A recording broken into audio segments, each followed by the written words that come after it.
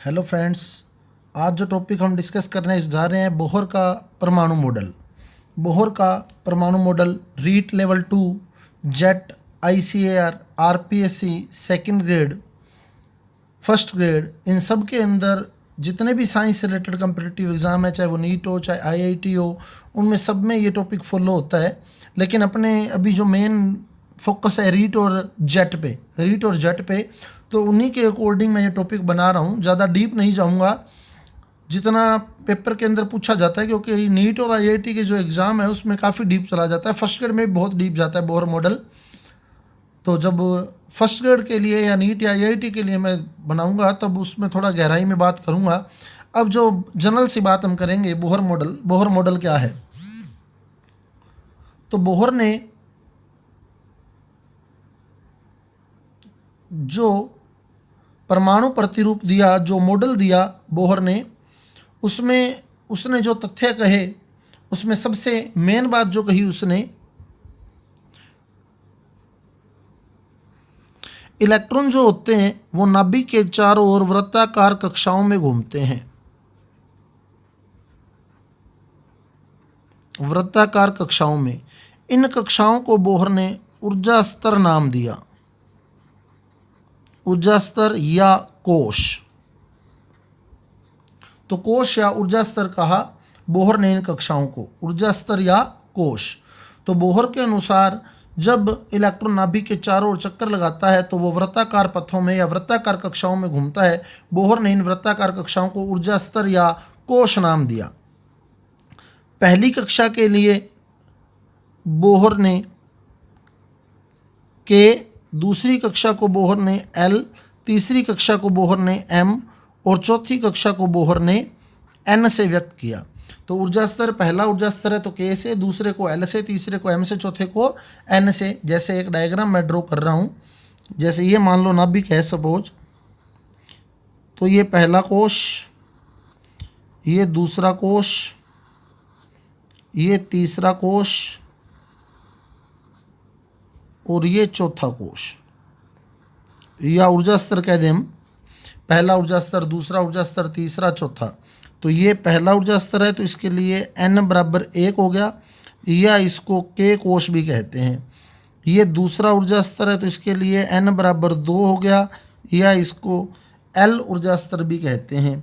ये तीसरा ऊर्जा स्तर है तो इसके लिए N बराबर 3, यानी N मतलब कक्षा, तीसरी कक्षा हो गई। ये M से व्यक्त की गई और ये N बराबर 4, ये N से व्यक्त की गई। तो KLMN, इन चारों के सिंबल KLMN।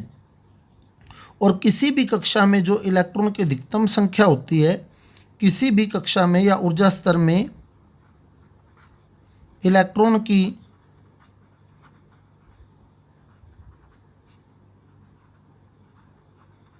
अधिकतम संख्या,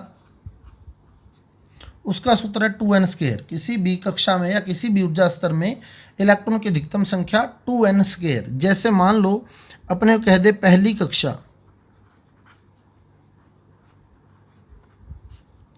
यानी N बराबर 1, या K कोश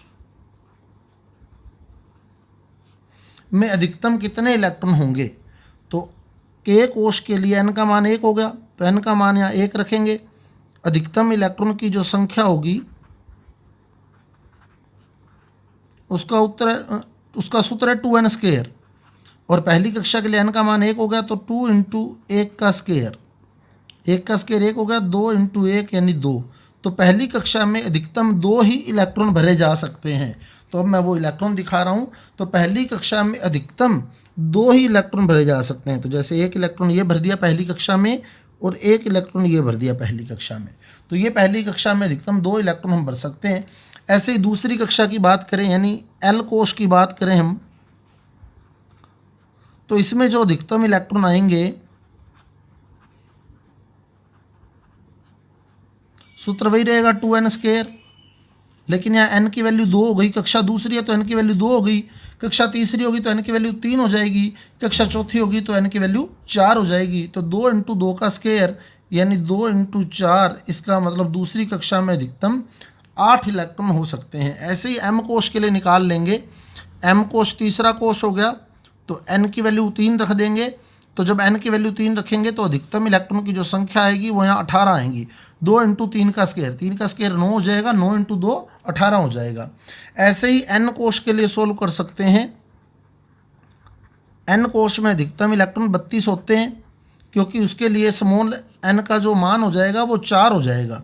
n कोश यानी चौथा कोश है, चौथा कोश है, तो इसके लिए स्मॉल n की जो वैल्यू होगी वो 4 हो जाएगी। और जब स्मॉल n की मान 4 रखेंगे हम तो 2 इंटू 4 का स्क्वायर, तो 4 का स्क्वायर 16 होगा, 16 इंटू 2 32 हो जाएगा। तो चौथे कोश में अधिकतम 32 इलेक्ट्रॉन होंगे। इस प्रकार हम किसी भी कोश में इलेक्ट्रॉन की अधिकतम संख्या ज्ञात कर सकते हैं। फिर बोहर ने कहा जब इलेक्ट्रॉन एक कक्षा में चक्कर लगाता है, जब इलेक्ट्रॉन एक कक्षा में चक्कर लगाता है तो वो ऊर्जा का ना तो उत्सर्जन करता है ना ही अवशोषण करता है। जब इलेक्ट्रॉन किसी एक कक्षा में, जैसे मान लो कोई इलेक्ट्रॉन है वो दूसरी कक्षा में चक्कर लगा रहा है सिर्फ, तो वो दूसरी कक्षा में चक्कर लगाते हुए ना तो ऊर्जा का उत्सर्जन करेगा ना ही ऊर्जा का अवशोषण करेगा। अगर कोई इलेक्ट्रॉन लगातार दूसरी कक्षा में चक्कर लगा रहा है तो वो ना तो ऊर्जा का उत्सर्जन करेगा ना ही ऊर्जा का अवशोषण करेगा। उस पर दो बल कार्य करेंगे, एक तो अपकेंद्री और एक अभिकेंद्री, जो उसको इसी कक्षा में घुमाए रखेंगे, यानी इसकी ऊर्जा में कोई भी परिवर्तन नहीं होगा। परंतु जब ये ऊर्जा का अवशोषण करेगा तो ये उत्तेजित अवस्था में आ जाएगा, यानी ये दूसरी कक्षा से निकलकर तीसरी कक्षा में आ जाएगा। अगर ये उत्सर्जन करेगा तो ऊर्जा त्यागेगा तो इसकी ऊर्जा में कमी आएगी तो ये वापस निम्न ऊर्जा स्तर में चला जाएगा। तो ये ऊर्जा जब ग्रहण करेगा, इलेक्ट्रॉन ऊर्जा ग्रहण करेगा यानी अवशोषण करेगा तो उच्च ऊर्जा स्तर में चला जाएगा। उच्च ऊर्जा स्तर में मतलब अगले कोश में चला जाएगा। अगर ऊर्जा का उत्सर्जन करेगा, त्याग करेगा, तो ये निम्न ऊर्जा स्तर में आ जाएगा।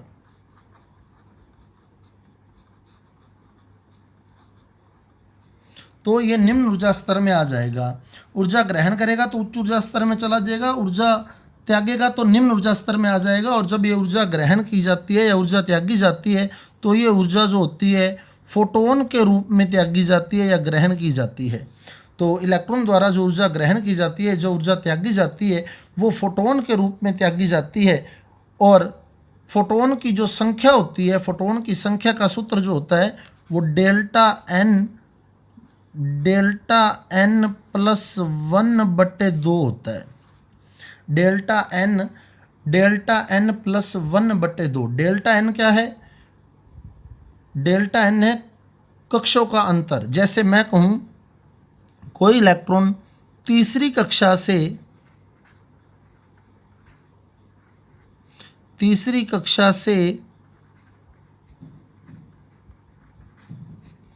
पहली कक्षा में आता है, कोई इलेक्ट्रॉन जो है वो तीसरी कक्षा से पहली कक्षा में आता है, तो उत्सर्जित फोटोन की संख्या क्या होगी? तो उत्सर्जित फोटोन की संख्या क्या होगी ये मेरे को ज्ञात करना है। अब तीसरी कक्षा से पहली कक्षा में आया, तो कक्षा चल रही थी तीसरी, आया किस में? पहली में। तो डेल्टा एन का मान 2, इन दोनों का अंतर डेल्टा एन है। डेल्टा एन का मान 2 आएगा, डेल्टा एन का मान 2, ब्रैकेट में डेल्टा एन का मान 2 + 1/2। तो 2 + 1 3, 3 इंटू 2 6, 6/2, 6/2 यानी 3। यानी तीसरी कक्षा से जब वो पहली कक्षा में आएगा तो वो 3 फोटोन उत्सर्जित करेगा, 3 फोटोन उत्सर्जित करेगा। वो भी आपको क्लियर कर दूंगा कैसे, 3 फोटोन कैसे उत्सर्जित करेगा वो भी देख लें। अब ये मान लो पहली कक्षा है, ये दूसरी कक्षा हो गई और ये तीसरी कक्षा हो गई। पहली, दूसरी और तीसरी कक्षा बना दी। अब तीसरी से सीधा पहली में आ सकता है, तीसरी से सीधा पहली में नहीं आकर तीसरी से दूसरी में आए और दूसरी से पहली में आए, तो इस प्रकार टोटल 3 फोटोन उत्सर्जित हो सकते हैं। एक तो तीसरी से डायरेक्ट पहली में आ जाए, एक तीसरी से सीधा पहली में नहीं आकर तीसरी से दूसरी में और दूसरी से पहली में आए। तो तीसरी कक्षा से पहली कक्षा में आता है तो उत्सर्जित फोटोन की जो संख्या होती है वो 3 होती है। वो 3 संख्या यहाँ से निकली है। यही स्पेक्ट्रमी रेखाएं हैं। जितने फोटोन उत्सर्जित करेगा बोहर ने उतनी ही स्पेक्ट्रमी रेखाएं बताई थी। क्लियर। तो तीसरी से पहली में भी आ सकता है, तीसरी से सीधा पहली में नहीं आकर तीसरी से दूसरी में और दूसरी से पहली में आ सकता है। तो इस प्रकार तीसरी से जब पहली में आएगा तो टोटल 3 फोटोन बनेंगे, 3 फोटोन उत्सर्जित होंगे। तो वो फार्मूला भी याद रखना है हमने, delta n into delta n plus 1/2, ताकि अगर एग्जाम में पूछता है तो अपने को फार्मूला भी क्लियर होना चाहिए, अपने सीधा बता सकें। क्लियर। ऐसे हम किसी भी एग्जाम्पल को पुटअप कर सकते हैं, यहाँ बड़े आराम से हो जाएगा। जैसे कोई भी और एग्जाम्पल लेना चाहे तो हम ले सकते हैं। जैसे मान लो मैं कह दूँ चौथी से पहली में आया, चौथी से पहली में आया तो डेल्टा एन का मान 3 हो गया। चौथी से पहली में आया तो डेल्टा एन का मान 3 हो गया। तो डेल्टा एन का मान 3 रखूँ तो 3 इंटू 3 प्लस 1, 3 प्लस 1 कितना होगा 4, 4 इंटू 3 12, 12/2 6, 12/2 6, यानी उस टाइम 6 फोटोन उत्सर्जित होंगे जब चौथी से पहली में आएगा। और वो 6 फोटोन कौन कौन से होंगे वो देख लें। अब मान लो चौथी कक्षा से चलें अपने, माने ये पहली कक्षा हो गई, ये दूसरी कक्षा हो गई, ये तीसरी कक्षा हो गई और ये चौथी कक्षा हो गई। सिर्फ फार्मूला ही रट्टा नहीं मारा होना चाहिए, अपने बना भी सकें, ताकि कभी अपने फार्मूला माइंड से निकल जाए मान लो एग्जाम के अंदर, तो अपने को पता होना चाहिए फोटोन कैसे उत्सर्जित हो रहे हैं। तो चौथी से पहली में आता है तो चौथी से सीधा पहली में आ सकता है, चौथी से सीधा पहली में नहीं आकर चौथी से तीसरी में आए, तीसरी से पहली में आए, या चौथी से तीसरी में आया, तीसरी से सीधा पहली में न जाकर तीसरी से दूसरी में जाए और दूसरी से पहली में जाए। क्लियर। या तो चौथी से सीधा पहली में आ जाए, या चौथी से आए तीसरी में, तीसरी से आए पहली में, या तीसरी से दूसरी में और दूसरी से पहली में, या फिर चौथी से आए दूसरी में और दूसरी से पहली अपने ऑलरेडी लिख चुके हैं, चौथी से दूसरी में, दूसरी से पहली में। तो इस प्रकार टोटल 6 फोटोन बन गए। चौथी से सीधा पहली में आ सकता है, चौथी से तीसरी में, तीसरी से दूसरी में, दूसरी से पहली में आ सकता है, चौथी से दूसरी में आ सकता है, चौथी से दूसरी में आ सकता है और दूसरी से पहली में अपने ऑलरेडी लिख चुके हैं। और इसके अलावा जो बनेगा तीसरी से पहली में भी आ सकता है, चौथी से तीसरी में, तीसरी से पहली में। क्लियर। तो ये 6 फोटोन बने हैं। चौथी से पहली में आ सकता है, चौथी से तीसरी में, तीसरी से दूसरी में, दूसरी से पहली में, चौथी से दूसरी में, फिर दूसरी से पहली में। तो हर जब भी वो कक्षा चेंज करेगा तो ऊर्जा फोटोन के रूप में निकलेगी। तो ये बोहर का तीसरा पॉइंट था हमारे पास। जब भी इलेक्ट्रॉन जो है एक ऊर्जा स्तर से दूसरे ऊर्जा स्तर में जाता है तो वो फोटोन के रूप में ऊर्जा उत्सर्जित करता है। और अगली सबसे इंपॉर्टेंट बात, इलेक्ट्रॉन केवल उन्हीं वृत्ताकार कक्षाओं में चक्कर लगाते हैं, इलेक्ट्रॉन केवल उन्हीं वृत्ताकार कक्षाओं में चक्कर लगाते हैं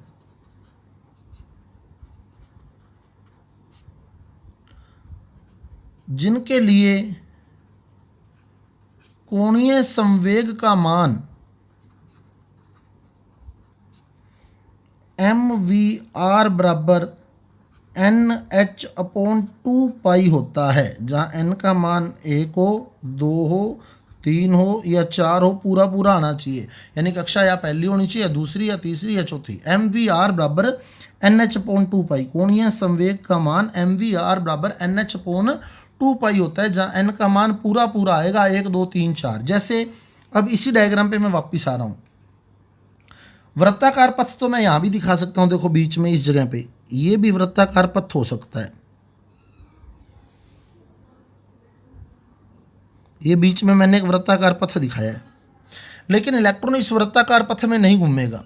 क्यों नहीं घूमेगा? क्योंकि यहाँ n का मान पूर्णांक नहीं है। यहाँ n का मान कितना है 1, बिल्कुल यहाँ घूम रहा है इलेक्ट्रॉन। यहाँ n का मान कितना है 2, यहाँ भी इलेक्ट्रॉन घूम रहा है। यहाँ इनका मान 2 आया, यहाँ भी इलेक्ट्रॉन घूम रहा है, यहाँ इनका मान 3 आएगा, यहाँ भी इलेक्ट्रॉन घूम रहा है। लेकिन ये जो मैंने डॉट डॉट डॉट से वृत्ताकार पथ दिखाया है, वृत्ताकार पथ तो मैंने दिखा दिया, पर यहाँ n का मान पूरा पूरा 1 भी नहीं है, पूरा पूरा 2 भी नहीं है, 1 और 2 के बीच में। और जब n का मान भिन्नों में आएगा तो इलेक्ट्रॉन उस वृत्ताकार पथ में नहीं घूमता, इलेक्ट्रॉन केवल उसी वृत्ताकार पथ में घूमता है जिसके लिए कोणीय संवेग का मान h/2 पाई का पूर्ण गुणज होता है। यानी h/2 पाई से पूरा पूरा गुना होना चाहिए, 1 का, 2 का, 3 का या 4 का।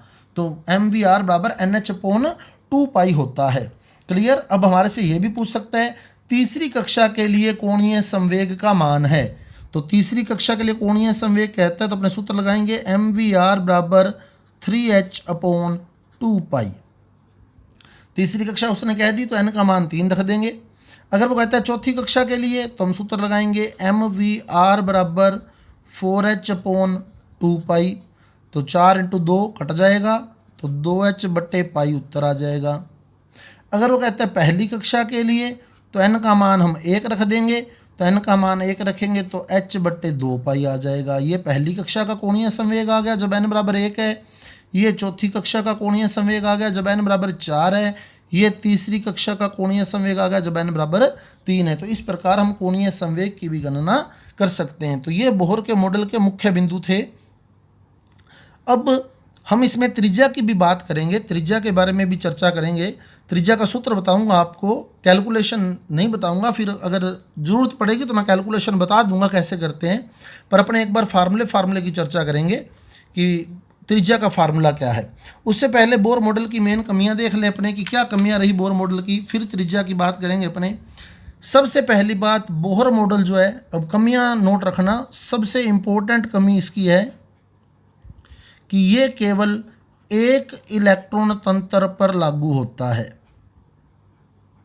केवल एक इलेक्ट्रॉन तंत्र पर लागू होता है जिसके पास एक इलेक्ट्रॉन हो। जैसे H पर लागू होगा ये, क्योंकि हाइड्रोजन 1 नंबर पे आता है, पर हीलियम पर लागू नहीं होगा क्योंकि हीलियम 2 नंबर पे आता है। जिसके पास एक इलेक्ट्रॉन होगा ये उसी पर लागू होता है। तो ये He पर लागू नहीं होकर He+ पर लागू होता है। क्योंकि He+ का मतलब क्या है? प्लस का मतलब उसने एक इलेक्ट्रॉन डोनेट कर दिया, तो 2 थे, एक डोनेट कर दिया तो एक बच गया।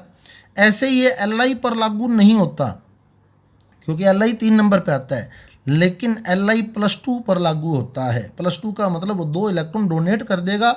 जब 2 इलेक्ट्रॉन डोनेट कर देगा तो उसके पास एक ही इलेक्ट्रॉन रह जाएगा। तो इस प्रकार बोहर मॉडल की सबसे बड़ी कमी थी कि ये एक इलेक्ट्रॉन तंत्र पर ही लागू होता है। अगर इलेक्ट्रॉनों की संख्या ज़्यादा हो जाती है तो ये उसकी व्याख्या नहीं कर पाता। फिर दूसरी जो बोहर मॉडल की कमी आई, ये स्टार्क प्रभाव और जीमान प्रभाव की व्याख्या नहीं करता। अब स्टार्क प्रभाव और जीमान प्रभाव क्या था देखें। बोहर ने कहा जब इलेक्ट्रॉन एक ऊर्जा स्तर से दूसरे ऊर्जा स्तर में आता है, जैसे मान लो चौथे से पहले में आया तो चौथी से पहली में आया, तो उसने कहा एक रेखा दिखाई देगी कि वो चौथी से पहली में आ रहा है। चौथी से सीधा पहली में आता है तो एक स्पेक्ट्रमी रेखा बनती है। लेकिन स्टार्क और जीमान ने जब इसे उच्च भेदन क्षमता वाले स्पेक्ट्रोस्कोप से स्पेक्ट्रम लिया, उच्च भेदन क्षमता वाले स्पेक्ट्रोस्कोप से स्पेक्ट्रम लिया, तो ये एक रेखा नहीं होकर एक से ज़्यादा रेखाएं थी। यानी चौथी से पहली में आ रहा था तो वो एक रेखा नहीं होकर कई रेखाएं थी। तो उसने कहा कि जो बोहर को एक रेखा दिख रही है चौथी से पहली में आते टाइम, वास्तव में वो एक रेखा नहीं है, वो एक से ज़्यादा रेखाएं हैं, वो एक से ज़्यादा रेखाएं हैं। तो इसकी व्याख्या भी बोहर नहीं कर पाया। तो स्टार्क प्रभाव और जीमान प्रभाव की व्याख्या बोहर नहीं कर पाया। स्टार्क प्रभाव और जीमान प्रभाव है क्या? जो बोहर की एक स्पेक्ट्रमी रेखा है उसको यदि हम चुंबकीय क्षेत्र में या विद्युत क्षेत्र में उच्च भेदन क्षमता वाले स्पेक्ट्रोस्कोप से लेते हैं, उच्च भेदन क्षमता वाले स्पेक्ट्रोस्कोप से देखते हैं, तो उनका विपाटन हो जाता है। अब ये मान ले उस रेखा का विपाटन हो जाता है, उस रेखा का विघटन हो जाता है चुंबकीय क्षेत्र में या फिर विद्युत क्षेत्र में, तो वो एक से ज़्यादा रेखाएं दिखने लग जाती हैं। चुंबकीय क्षेत्र में या विद्युत क्षेत्र में वो रेखाएं एक से ज़्यादा रेखाएं दिखने लग जाती हैं। जब चुंबकीय क्षेत्र में स्पेक्ट्रम प्राप्त किया जाता है तो इस प्रभाव को जीमान प्रभाव कहते हैं, और जब विद्युत क्षेत्र में स्पेक्ट्रम प्राप्त किया जाता है तो इस प्रभाव को स्टार्क प्रभाव कहते हैं। चुंबकीय क्षेत्र में जीमान प्रभाव और विद्युत क्षेत्र में स्टार्क प्रभाव। तो इसकी व्याख्या भी बोहर द्वारा नहीं की जा सकी, तो बोहर इसकी व्याख्या भी नहीं कर पाया। तो ये भी बोहर की कमी थी, एक स्टार्क प्रभाव और जीमान प्रभाव की व्याख्या जो थी वो बोहर द्वारा नहीं की जा सकी। उसके बाद बात करें अपने स्पेक्ट्रम की, फिर त्रिज्या की कैलकुलेशन देखेंगे। अपने स्पेक्ट्रम देखें उससे पहले अपने कि स्पेक्ट्रम कैसे बनता है। हाइड्रोजन स्पेक्ट्रम, स्पेक्ट्रम की बात करेंगे। स्पेक्ट्रमी रेखाएं देख लेंगे हम अभी कि कौन कौन सी स्पेक्ट्रमी रेखाएं जो हैं वो हमें प्राप्त होती है और स्पेक्ट्रम क्या है वो क्लियर कर लेंगे हम।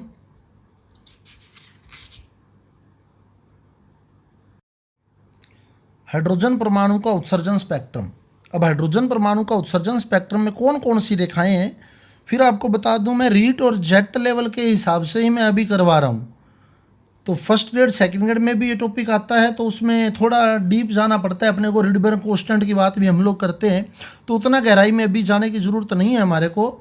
तो अभी हम सिर्फ स्पेक्ट्रम की बात करेंगे कि क्या क्या कौन कौन सी रेखाएं हैं और कौन कौन से प्रकाश क्षेत्र से वो संबंधित है। तो पहले तो अपने पास 7 कोश हैं, उन 7 कोशों को दिखाऊं मैं अगर, तो ये पहला कोश हो गया n=1, ये दूसरा कोश हो गया n=2, ये तीसरा कोश n=3, ये चौथा कोश n=4,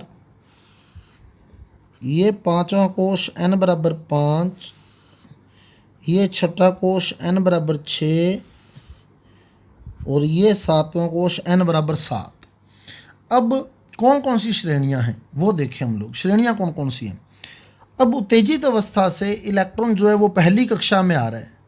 उत्तेजित अवस्था से इलेक्ट्रॉन पहली कक्षा में आ रहा है। पहली कक्षा में कहाँ कहाँ से आ सकता है, देखो दूसरी में भी दूसरी से पहली में आ सकता है, तीसरी से भी पहली में आ सकता है, चौथी से भी पहली में आ सकता है, पांचवी से भी पहली में आ सकता है, छठी से भी पहली कक्षा में आ सकता है और सातवीं से भी पहली कक्षा में आ सकता है। तो इस प्रकार एक श्रेणी बनती है जब इलेक्ट्रॉन किसी भी उत्तेजित अवस्था से पहली कक्षा में आता है, तो वो श्रेणी होती है लाइमन श्रेणी। लाइमन श्रेणी। तो पहली श्रेणी, सबसे पहली श्रेणी जो हाइड्रोजन परमाणु की है वो लाइमन श्रेणी है, जिसमें इलेक्ट्रॉन किसी भी उच्च ऊर्जा स्तर से पहली कक्षा में आता है। ऐसे ही इलेक्ट्रॉन किसी भी उच्च ऊर्जा स्तर से दूसरी कक्षा में भी आ सकता है। अब वो कौन कौन से दूसरी कक्षा में आ सकता है, इस आधार पर दूसरी श्रेणी बन जाएगी। तो वो तीसरी से दूसरी में आ सकता है, वो चौथी से दूसरी में आ सकता है, इसी प्रकार इलेक्ट्रॉन पाँचवीं से दूसरी में आ सकता है, छठी से भी दूसरी में आ सकता है और सातवीं से भी दूसरी में आ सकता है। तो ये सेकंड श्रेणी बनती है जब इलेक्ट्रॉन दूसरी कक्षा में आता है और ये होती है बॉम्बर श्रेणी। बॉम्बर श्रेणी। ऐसे ही तीसरी श्रेणी कैसे बनेगी, अब समझ गए होंगे आप। पहली श्रेणी बनी जब इलेक्ट्रॉन किसी भी उच्च ऊर्जा स्तर से पहली कक्षा में आया। दूसरी श्रेणी बनी जब इलेक्ट्रॉन किसी भी उच्च ऊर्जा स्तर से दूसरी श्रेणी में आया। तो तीसरी श्रेणी कैसे बनेगी, जब इलेक्ट्रॉन किसी भी उच्च ऊर्जा स्तर से तीसरी कक्षा में आएगा। तो अब इलेक्ट्रॉन किसी भी उच्च ऊर्जा स्तर से तीसरी कक्षा में आएगा तो वो उच्च ऊर्जा स्तर चौथी से तीसरी में आ सकता है, पांचवी से तीसरी में आ सकता है, छठी से तीसरी में आ सकता है और सातवीं से तीसरी में आ सकता है। ये बनती है पाश्चन श्रेणी। Lyman, bomber, पाश्चन। उसके बाद अगली श्रेणी कैसे बनेगी, जब इलेक्ट्रॉन किसी भी उच्च ऊर्जा स्तर से चौथी कक्षा में आएगा तो वो पांचवी से चौथी में आ सकता है, वो छठी से चौथी में आ सकता है, वो सातवीं से भी चौथी में आ सकता है। ये बनती है ब्रैकेट श्रेणी। ब्रैकेट श्रेणी। क्लियर। ऐसे ही अगली श्रेणी कैसे बनेगी, जब इलेक्ट्रॉन किसी भी उच्च ऊर्जा स्तर से पांचवी कक्षा में आएगा। अब पांचवी कक्षा में वो कहाँ कहाँ से आ सकता है वो देख लें। वो छठी से पांचवी में आ सकता है,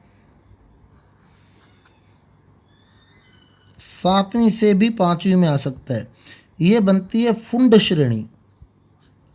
फुंड श्रेणी, और एक श्रेणी और बनेगी कौन सी, जब इलेक्ट्रॉन कितनी मर्जी बना ले वैसे तो, लेकिन वर्तमान में 6 ही श्रेणियां ज्ञात हैं। जब इलेक्ट्रॉन 7वीं कक्षा से 6ठी कक्षा में आएगा वो होगी हम्फ्री श्रेणी। हम्फ्री श्रेणी, हम्फ्री, तो लाइमर, बामन, पास्चन, ब्रैकेट, फुंड और हम्फ्री। अब इसमें इंपॉर्टेंट बात यह है कि लाइमन श्रेणी का जो संबंध है वो पराबैंगनी प्रकाश से है, यानी इसमें जो प्रकाश निकलेगा, जो ऊर्जा उत्सर्जित होगी, उसकी जो तरंग दैर्घ्य आएगी वो पराबैंगनी क्षेत्र से आएगी। तो लाइमन श्रेणी का संबंध जो है वो पराबैंगनी क्षेत्र से है, प्रकाश के पराबैंगनी क्षेत्र से लाइमन का संबंध। ये इंपॉर्टेंट बात है, आपसे पूछ सकता है निम्न में से कौन सी स्पेक्ट्रमी रेखा का संबंध पराबैंगनी प्रकाश से है। तो जो स्पेक्ट्रमी रेखा पहली कक्षा में आ रही होगी, क्योंकि लाइमन श्रेणी में बाकी तो कोई उच्च ऊर्जा स्तर तो कोई भी हो, लेकिन निम्न ऊर्जा स्तर यानी जो ग्राउंड स्टेट इसकी होगी वो पहली कक्षा में आएगी, चाहे वो चौथी से पहली में दे रहा हो, चाहे वो 5वीं से पहली में दे रहा हो, चाहे वो 7वीं से पहली में दे रहा हो, ये सारी की सारी पराबैंगनी प्रकाश से संबंधित हैं। फिर बामर श्रेणी का जो संबंध है, अगली इंपॉर्टेंट बात, ये दृश्य क्षेत्र से है, जो कि 7 रंगों से बना है। प्रकाश का दृश्य क्षेत्र बैंगनी, नीला, आसमानी, हरा, पीला, नारंगी और लाल, वो इसी बामर श्रेणी से ही संबंधित है। दृश्य प्रकाश, दृश्य प्रकाश का पूछ लेता है कि कौन सी श्रेणी प्रकाश के दृश्य क्षेत्र से संबंधित है, तो बामर श्रेणी।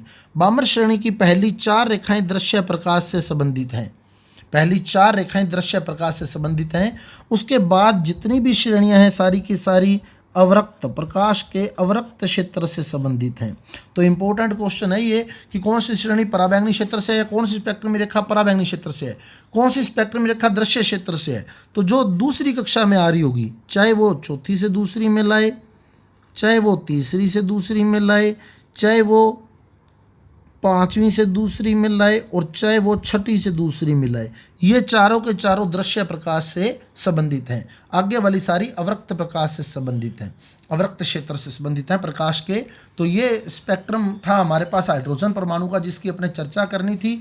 और फोटोन की संख्या मैं आपको पहले भी बता चुका हूँ। जब इलेक्ट्रॉन एक कक्षा से दूसरी कक्षा में आता है तो उसका जो फोटोन की संख्या होती है वो डेल्टा n + 1/2 सूत्र से ज्ञात की जा सकती है। वो पीछे आपको एग्जाम्पल दे के भी बता चुका हूँ आप लोग, तो ये फार्मूला आप लोग ध्यान रखेंगे, तो इससे फोटोन की संख्या अगला हमारे से पूछ सकता है। अब एक टॉपिक और, बोहर मॉडल में त्रिज्या की गणना। तो सीधा सूत्र लिख रहा हूँ मैं, एक बार सूत्र अप्लाई करके बता दूंगा आपको कि कैसे इसको अप्लाई करना है।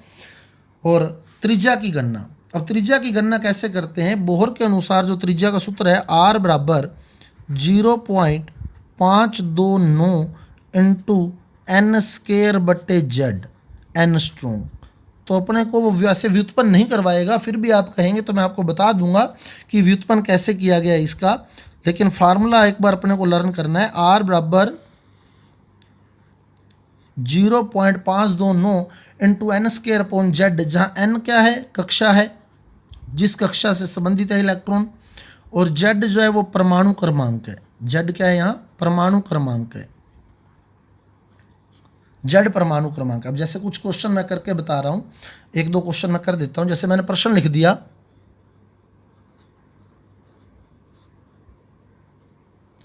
हाइड्रोजन परमाणु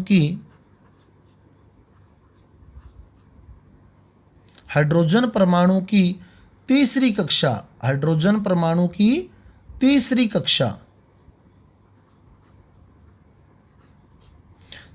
कक्षा की त्रिज्या, हाइड्रोजन परमाणु की तीसरी कक्षा की त्रिज्या, हाइड्रोजन परमाणु की तीसरी कक्षा की त्रिज्या, ये मेरे को सोल्व करनी है। तो मेरा सूत्र है R = 0.529 × n²। n कक्षा है तो तीसरी कक्षा है तो 3 का स्क्वायर हो गया, बटे z परमाणु क्रमांक है तो हाइड्रोजन का परमाणु क्रमांक 1 हो गया, तो 0.529 × 3 का स्क्वायर बटे 1, 0.529 × 9, 3 का स्क्वायर 9 हो गया, एनस्ट्रॉम। आंसर आ जाएगा आपका, वो सोल्व करेंगे आप तो आपका आंसर आ जाएगा। ये बिल्कुल सिंपल सा क्वेश्चन है। अगला क्वेश्चन मेरे को दिया गया, He+ की द्वितीय उत्तेजित अवस्था, द्वितीय उत्तेजित अवस्था। अब ये बात इंपॉर्टेंट है, देखो समझने वाली बात है। अब ये द्वितीय उत्तेजित अवस्था में कह रहा है वो, पहली चीज़ तो आपको ये ध्यान रखनी है कि एक इलेक्ट्रॉन तंत्र पर ये बोहर मॉडल लागू होता है। अब जैसे ये नाभिक है, तो वो इलेक्ट्रॉन जो होगा जब एक इलेक्ट्रॉन तंत्र पर लागू हो रहा है, तो कॉमन सी बात है वो इलेक्ट्रॉन पहली कक्षा में ही पड़ा होगा। अब उत्तेजित अवस्था में कह रहा है, तो इलेक्ट्रॉन जब उत्तेजित होगा तो पहली बार उत्तेजित होगा तो वो पहली कक्षा से निकलकर दूसरी कक्षा में जाएगा। क्लियर? तो वो पहली बार उत्तेजित हो गया। फिर जब एक बार और उत्तेजित होगा तो इलेक्ट्रॉन दूसरी से निकलकर तीसरी में जाएगा, तो ये 2 बार उत्तेजित हो गया। अगर एक बार और उत्तेजित होगा तो तीसरी से निकलकर चौथी में जाएगा, तो वो 3 बार उत्तेजित हो गया। अभी कह रहा है द्वितीय उत्तेजित, यानी वो 2 बार उत्तेजित हो चुका है। तो पहली बार उत्तेजित होगा तो वो पहली से निकलकर दूसरी में जाएगा, दूसरी बार उत्तेजित होगा तो दूसरी से निकलकर तीसरी में जाएगा। इसका मतलब जब वो द्वितीय उत्तेजित अवस्था में आ चुका है तो इलेक्ट्रॉन जो है वो तीसरी कक्षा में पहुंच चुका है। नहीं तो सीधा ध्यान रखना, जब वो उत्तेजित वर्ड लिख दे तो जो उत्तेजित अवस्था उसने कही हो उसमें एक जोड़ के बता देना, क्योंकि पहले तो वो पहली कक्षा में था, ग्राउंड स्टेट में। तो जब वो 2 बार उत्तेजित हो गया तो तीसरी कक्षा में चला गया, 3 बार उत्तेजित हो जाएगा तो चौथी कक्षा में पहुंच जाएगा, 4 बार उत्तेजित हो जाएगा तो 5वीं कक्षा में पहुंच जाएगा। अगर उत्तेजित वर्ड लिखता है तो, जैसे ऊपर वाला क्वेश्चन था डायरेक्ट तीसरी कक्षा, तो डायरेक्ट तीसरी कक्षा की बता दी। लेकिन वो कह देता तृतीय उत्तेजित अवस्था, तो फिर कक्षा हो जाती चौथी। अगर वो कह देता तृतीय उत्तेजित अवस्था तो फिर कक्षा चौथी हो जाती, क्योंकि वो 3 बार उत्तेजित हो जाता। तो पहली में था, पहली बार उत्तेजित होता दूसरी में जाता, दूसरी बार उत्तेजित होकर तीसरी में जाता, तीसरी बार उत्तेजित होकर चौथी में जाता। अभी उसने कहा द्वितीय उत्तेजित अवस्था, तो यानी वो 2 बार उत्तेजित हो चुका है। जब 2 बार उत्तेजित हो चुका है तो वो तीसरी में पहुंच जाएगा, और जब तीसरी में पहुंच जाएगा तो R बराबर 0.529 इंटू, अब तीसरी में पहुंच गए तो 3 का स्क्वायर और He हीलियम का जो परमाणु क्रमांक है वो 2, जेड परमाणु क्रमांक है वो 2 है, तो ये बन जाएगा R बराबर 0.529 इंटू 9/2। इसको सोल्व कर लेंगे तो आपकी त्रिज्या का आंसर आ जाएगा। तो इस तरह से हम लोग क्वेश्चन करते हैं। अब 2 त्रिज्याओं का अनुपात भी पूछ सकता है वो, जैसे अपने कह दे हाइड्रोजन परमाणु की पहली व तीसरी कक्षा की त्रिज्या का अनुपात क्या होगा। पहली व तीसरी कक्षा की त्रिज्या का अनुपात क्या होगा, तो अपने को R1/R3 निकालना है, पहली कक्षा की त्रिज्या और तीसरी कक्षा की त्रिज्या। तो अपना सूत्र है 0.529 इंटू पहली कक्षा की त्रिज्या तो 1 का स्क्वायर और हाइड्रोजन का परमाणु क्रमांक 1 बट्टे में तीसरी कक्षा की त्रिज्या कह रहे हैं तो 0.529 इंटू कक्षा तीसरी गई तो 3 का स्क्वायर और परमाणु क्रमांक 1, और 0.529 से 0.529 कट गया, परमाणु क्रमांक से परमाणु क्रमांक कट गया, तो 1 का स्क्वायर कितना है 1 और 3 का स्क्वायर कितना है 9, तो 1/9 यानी 1:9। तो त्रिज्या का जो अनुपात है यहाँ 1:9 है। तो इस प्रकार 2 त्रिज्याओं का अनुपात भी वो हमसे पूछ सकता है, तो वो भी अपने को ध्यान रखना है। क्लियर? अब बात करें सोमरफील्ड मॉडल की, हल्की सी बात करेंगे, ज़्यादा उसको भी नहीं सोचना है आपने। जो क्वेश्चन हमारे से पूछा जा सकता है सोमरफील्ड मॉडल में, बोहर का सोमरफील्ड विस्तार। अब वो जो स्पेक्ट्रमी रेखाएं एक से ज़्यादा दिख रही थी स्टार्क और जीमान प्रभाव में, उसका कारण क्या था? उसका कारण सोमरफील्ड द्वारा बताया जा सकता है। सोमरफील्ड विस्तार, तो बोहर ने बताया था कि वृत्ताकार पथ होते हैं, सोमरफील्ड ने बताया था कि वृत्ताकार पथ के साथ साथ दीर्घ वृत्ताकार पथ भी होते हैं। वृत्ताकार पथ के साथ साथ दीर्घ वृत्ताकार पथ भी होते हैं।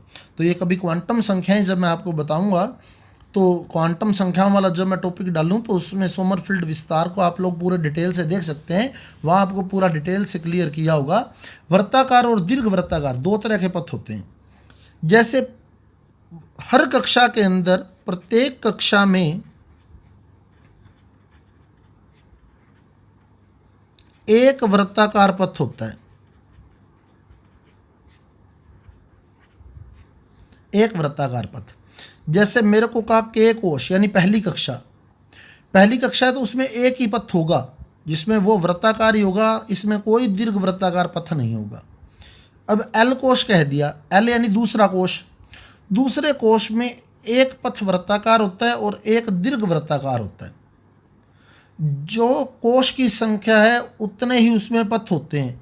उसमें से एक वृत्ताकार होता है, बाकी के दीर्घ वृत्ताकार होते हैं। अब जैसे उसने कह दिया, मान लो एम कोश, एम कोश कह दिया। अब एम तीसरा कोश है, तीसरे कोश में एक वृत्ताकार और दो दीर्घ वृत्ताकार पथ होंगे।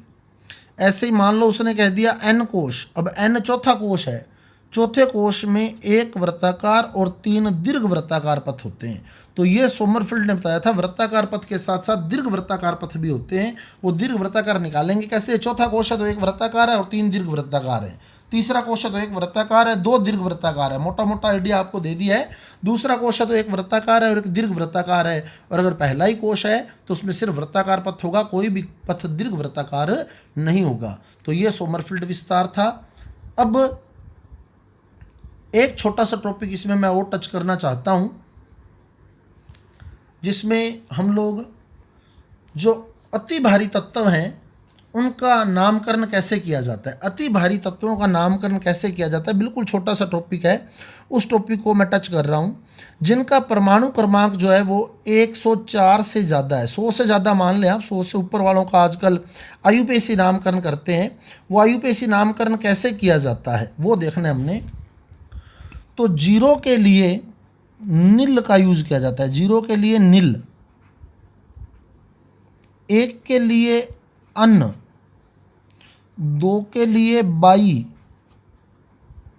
तीन के लिए ट्राई, चार के लिए क्वाड। उससे हट गए मैथ हैथ वाले से, उससे मत अटैच कर लेना इसको। जीरो के लिए नील, एक के लिए अण, दो के लिए बाई, तीन के लिए ट्राई, चार के लिए क्वाड, पांच के लिए पेंट, छह के लिए हेक्स, सात के लिए सेप्ट। उसमें हेप्ट लिखते थे, इसमें सेप्ट लिखते हैं क्योंकि इसमें पहला अक्षर जो है वो एक बार ही आएगा। जैसे जीरो के लिए नील लगा दिया ना तो अब वापिस एन कहीं नहीं आएगा। एक का अन लगा दिया, अब अन शुरू हुआ यू से तो यू कहीं भी वापिस नहीं आएगा पहले अक्षर के रूप में।